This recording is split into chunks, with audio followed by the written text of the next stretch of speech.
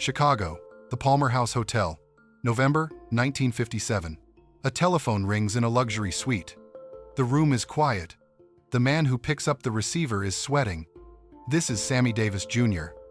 At this exact moment, he is one of the most famous entertainers on the planet. He sings, he dances, he makes millions. He is a member of the Rat Pack. He is untouchable. Or so he thinks.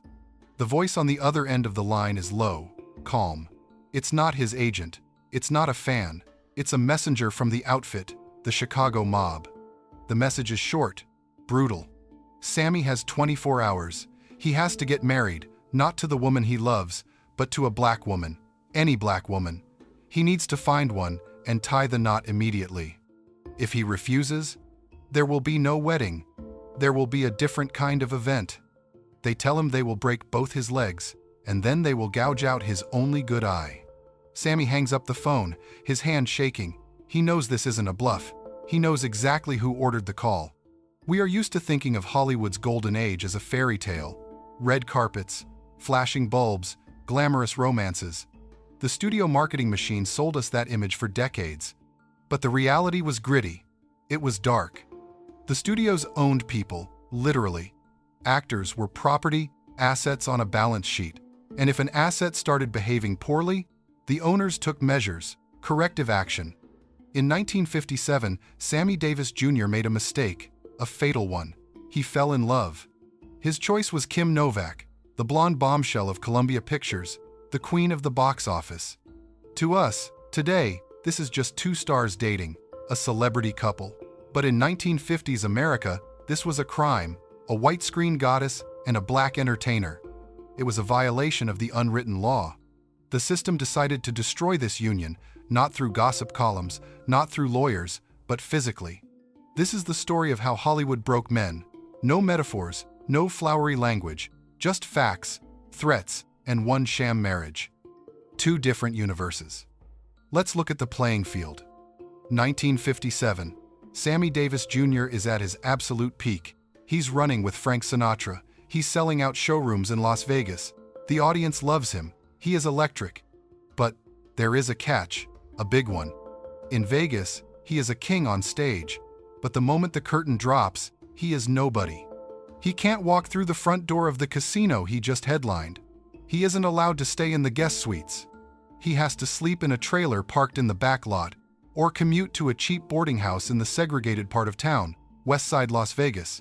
He earns more money than the President of the United States. But he can't drink a cup of coffee in the same room as the white producers who sign his checks. It eats away at him. You can see it. Sammy compensates. He buys the most expensive suits. He wears gold watches. He drives fast, flashy sports cars. He tries to outrun the humiliation with success. On the other side, you have Kim Novak. The press calls her the successor to Marilyn Monroe. She is the crown jewel of Columbia Pictures. Hitchcock's Vertigo is about to make her a legend. Right now, she is the studio's most valuable asset. Her face is on every magazine cover at the newsstand. Women across America copy her hair. Men dream about her. But Kim isn't free either. She is an investment. The studio controls her weight. They choose her clothes. They script her interviews. And, absolutely, they control who she sleeps with. They met by accident, a party at Tony Curtis's house. Sammy stopped by to say hello. Kim was sitting on the sofa, looking bored, looking out of place. They locked eyes. A spark. It sounds cliché, but it happened. Sammy sat down next to her. They started talking, not Hollywood small talk, real talk. It turned out they had a lot in common. Both felt lonely in a room full of people. Both were tired of being controlled, tired of being products. Kim later said, "He was the first man who listened to me, instead of just looking at me." They talked all night. Tony Curtis saw it. The other guests saw it. The air in the room changed. It was electric. It was dangerous. At the end of the night, Sammy offered her a ride home. This was a risk. A black man and a white woman in a car together at night in Los Angeles? The LAPD could pull them over for nothing. They could arrest him, beat him. But they took the risk. The master of the dollhouse. They started dating, secretly. The dates happened at friends' houses. Sammy would arrive in the back seat of someone else's car, covered by a blanket so the neighbors wouldn't see. Kim would wear a wig and dark glasses. They listened to records, cooked dinner, sat by the fireplace. It was a slice of normal life, something neither of them had. Sammy fell hard. He told his friends, "She's the one." Kim was serious too. But in Hollywood, there are no secrets. The town is too small. The waiters talk, the valets talk. Rumors started to circulate, first whispers at cocktail parties, then blind items in the gossip columns. The famous columnist Dorothy Kilgallen wrote a piece. She didn't name names, but everyone knew who she meant. Which top female star at Columbia is romancing a famous song and dance man? Harry Cohn read that column. Harry Cohn was the president of Columbia Pictures. Remember that name. He is the villain of this story. Cohn wasn't just a businessman. He was a tyrant. They called him King Harry. He built the studio from scratch, starting in the gutter and fighting his way up. He believed he owned the soul of every actor who signed a contract. He modeled his office after Mussolini's, a massive desk at the end of a long, cavernous room. Visitors had to walk the long mile to get to him, feeling smaller with every step. Cohn had spies everywhere, janitors, drivers, makeup artists. They reported everything back to him. When Cohn confirmed the rumor about Sammy and Kim, he went nuclear. It wasn't just racism. Although Cohn was a notorious racist, it was about money. It was about business. Kim Novak generated millions. If the public found out she was sleeping with a black man, the movies would be boycotted. The distribution network in the Deep South would collapse. Theaters would refuse to hang the posters. His asset was in danger. He had to protect his investment. Cohn summoned Kim to his office. The conversation was short, brutal. He screamed at her. He threatened to fire her, to destroy her career, to make sure she never worked in this town again. Kim Novak had a spine. She stood up to him. She said, "This is my personal life." And she walked out, slamming the door. Cohn wasn't used to being told no. He realized intimidating the girl wouldn't work. So, he decided to remove the guy. The call to Chicago. Harry Cohn didn't call the police. The police were too slow. He had better connections. Columbia Pictures, like many studios back then, had a long, tangled history with organized crime. The mob helped solve labor disputes with the unions. The studios helped the mob wash money. It was a symbiosis. Cohn picked up the phone. He called his contacts in Chicago. Historians debate who exactly took the call. Some say it was Johnny Roselli, the mob's man in Hollywood. Others say it went through Mickey Cohen's crew. The order was clear. Solve the Sammy Davis problem, fast, permanently. First came the warnings. Sammy started getting strange notes. Phone calls with heavy breathing on the other end.